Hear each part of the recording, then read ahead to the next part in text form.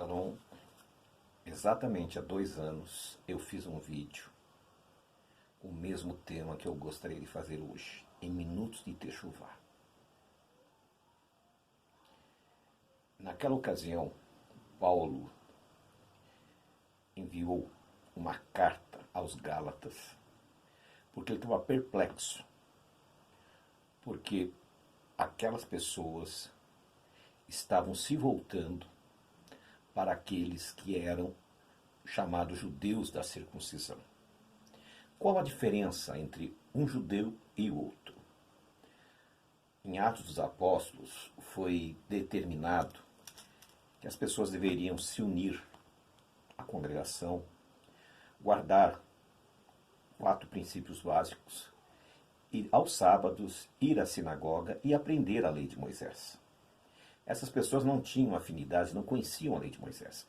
E existia esse grupo de judaizantes que eram ex-fariseus, que insistiam que eles teriam que passar por todo o ritual mosaico, pelo ritual abraâmico da circuncisão, para poder participar da família de Deus. E Paulo diz a eles que não havia necessidade naquele momento.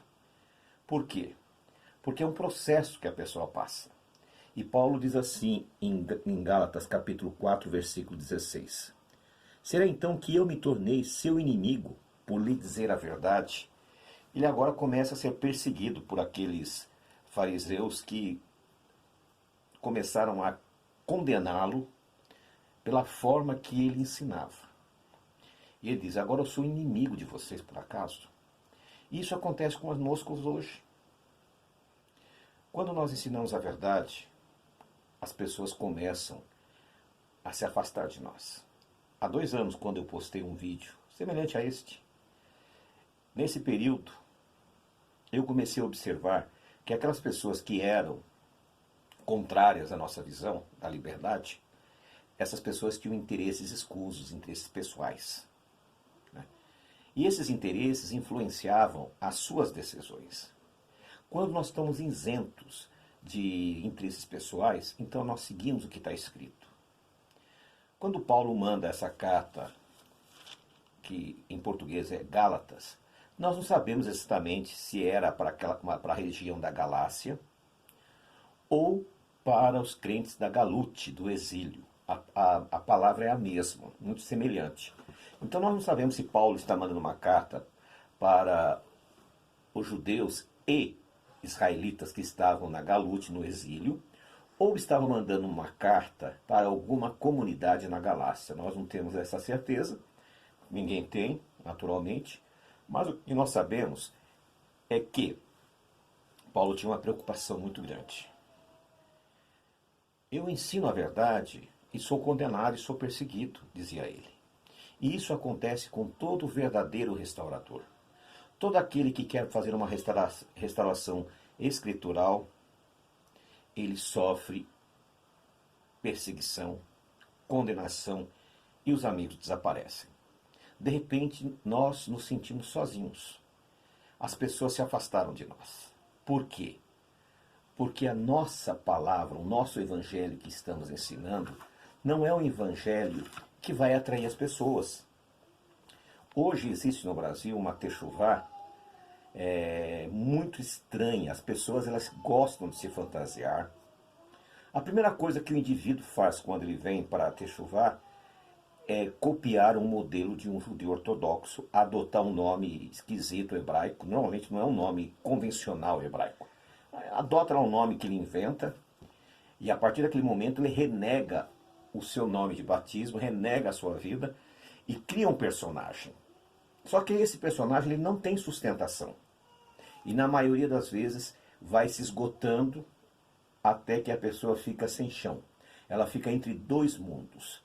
O mundo em que ela vivia e o mundo que ela criou. E esse mundo que ela criou não tem sustentação, porque é uma fantasia da cabeça dele. Todavia, nesse período, até ele descobrir isso, ele vai começar a ficar revoltado com todos aqueles que têm pregado um evangelho da liberdade, têm pregado uma restauração escritural. Então, se você falar alguma coisa contra qualquer um daqueles que eles chamam de sábios, só que, todavia, eles não conhecem o que esses homens escreveram. Eles conhecem textos pensados, mas eles não conhecem a história desses homens.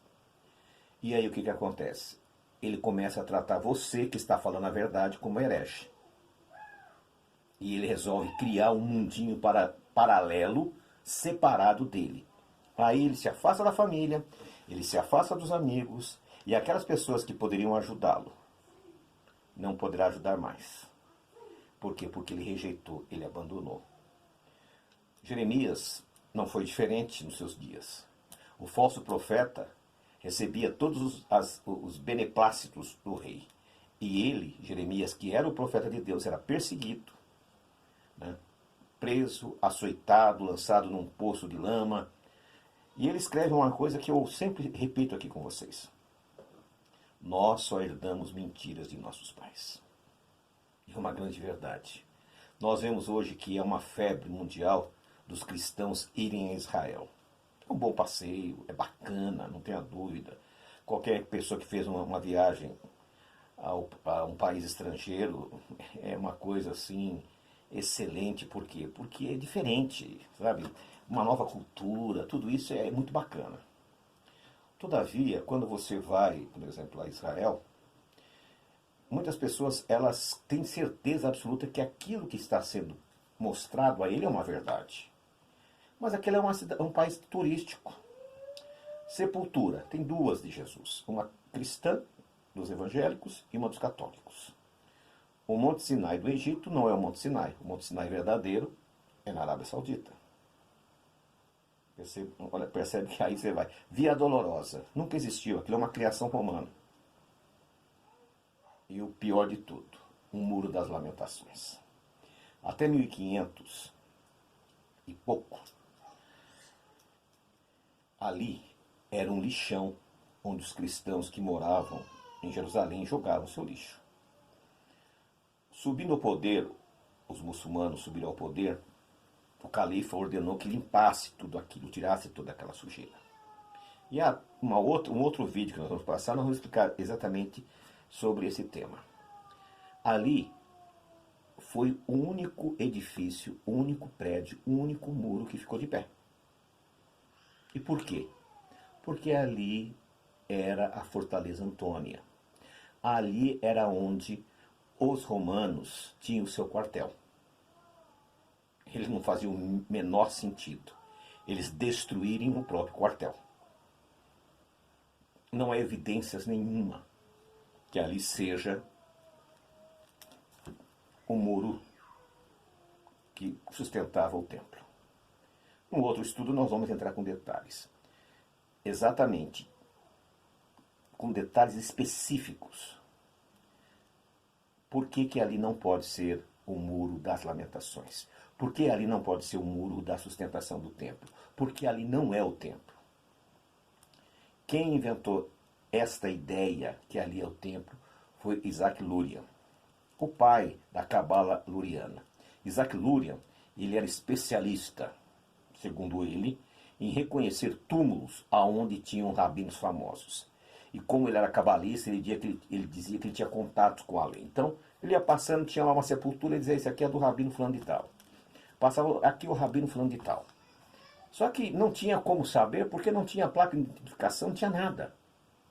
Mas ele dizia que tinha uma inspiração divina.